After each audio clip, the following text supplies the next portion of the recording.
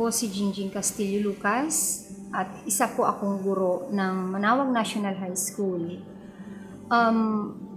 Lumaki po akong may matinding debosyon sa ating mahal na ina dahil sa aking lola. No? So siya yung nagturo sa akin na mahalin at pangalagaan ang ina ng ating Panginoong Hesukristo. Marami akong maituturing na milagro na nangyari sa aking buhay na ipinagkaloob ng ating mahal na ina.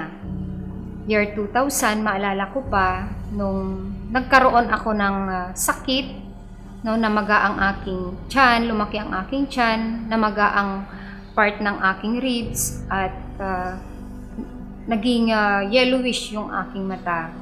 So, ang sabi ng aking ina na isa ring nurse, na ang suspetsya niya, baka daw meron akong hepatitis.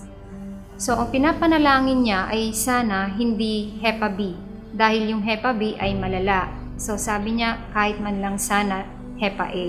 Pero sa panahong yan, ako ay palaging dumadalaw sa mahal na ina. Araw-araw yan, walang paltos. Ang hinihingi ko kay Apo Bakit na sana ipagkaloob niya sa akin ng grasya na wala akong karamdaman. Ngayon, nung nagpa-check up po ako, pina-blood chemistry po ako ng aking ina, sa awa ng Diyos at dahil na rin sa tulong ni Mama Mary, wala po akong sakit. So, clear po, normal po lahat. At ang ikalawa naman po, kasi nung high school po ako, meron akong karamdaman talaga na rheumatic heart or rheumatic fever disease. So, 5 taon po akong nag-injection ng intramuscular penicillin para sa aking puso. At pagkatapos ng 5 taon, okay naman na. Ngunit nung ako'y nagbuntis sa aking anak, bumalik yung aking karamdaman at ito ay naging rheumatic heart disease. So, ang sabi ng cardiologist sa akin, kailangan kong dumaan sa echo para makita kung ano talaga ang kalagayan ng aking puso. So, ang diagnosis doon ay grade 3 rheumatic heart disease. Na ang tanging paraan lang daw para magamot ang aking karamdaman ay operation, no? Open heart operation. So, that time, hindi ako bumitaw kay Mama Mary. Palagi pa rin akong nagdadasal, palagi akong nagro-rosaryo. So, mula pagbuntis ko hanggang ipinanganak ko ang aking anak, diretso yung novena ko. So, sa awa ng Diyos, na-overcome ko naman yon at yung sinabi ng doktor na kailangan kong magpa-opera dahil nga yung part ng puso ko na yung isang valve ay makapal, kasing kapal daw ng cardboard, pero yung normal daw ay dapat yung parang coupon ban lang. So, ang tanging paraan lang is valve replacement. Pero dahil sa pananampalataya ko kay Mama Mary, at nagpa-second opinion naman kami, sabi ng doktor na you're okay. Your heart is okay. Walang problema. So, masasabi ko na pangalawang milagro ko yon kay Mama Mary. Ito yung pangatlo, ito yung pinakamatindi. So, isa akong deboto ni Mama Mary at ng Divine Mercy. So, palagi kami dito sa simbahan. Almost everyday kaming nag-visit, nagpipray ng Divine Mercy Chaplet. And then, natigil nung 2019. Yung buong taon na 2019, Sunday na lang kami nakakapunta. Minsan, napanaginipan ko na nandyan daw ako sa altar, may tumapik sa akin na matandang babae. Sabi sa akin, dito sa aking balikat, 2 beses, babalik ka, babalik ka. So, hindi ko alam kung ano yung message na yon. Marahil siguro kailangan ko nang bumalik na mag-visit ulit araw-araw.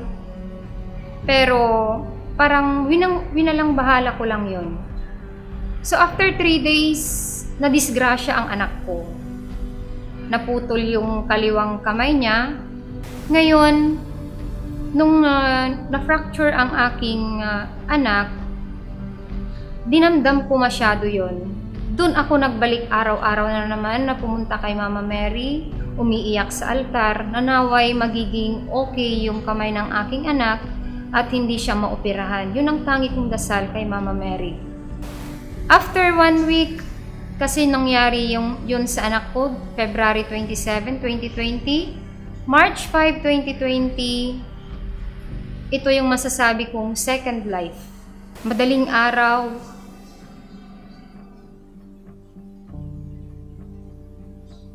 nagising na lang ang aking asawa at ang aking anak na ako daw ay umuungol, pero ang akala nila ay ako lang ay nababangungot.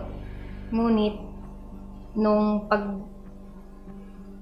pag-on po nila ng ilaw, nakatirik na po ang aking mata at kulay violet na po yung aking bibig. Hindi na rin po makapa ng aking asawa ang aking heartbeat. So, nung nangyari sa akin yun, parang naalala ko yung panaginip ko na sabi ng isang matandang babae na babalik ako.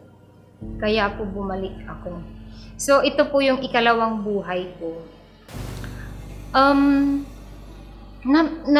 Dahil sa milagro ni Apo Baket, mas lalo akong naging mapagmahal, lalo na sa aking ina. Dahil may mga pagkakataon noon na hindi rin kami nagkakaunawaan, pero pinamulat sa akin ni Mama Mary na kung talagang mahal ko siya, mahalin ko rin ang aking ina. So, yan yung masasabi kong milagro na nangyari sa akin ni Apo Baket. Pinabalik po niya ako. Kaya po ako bumalik.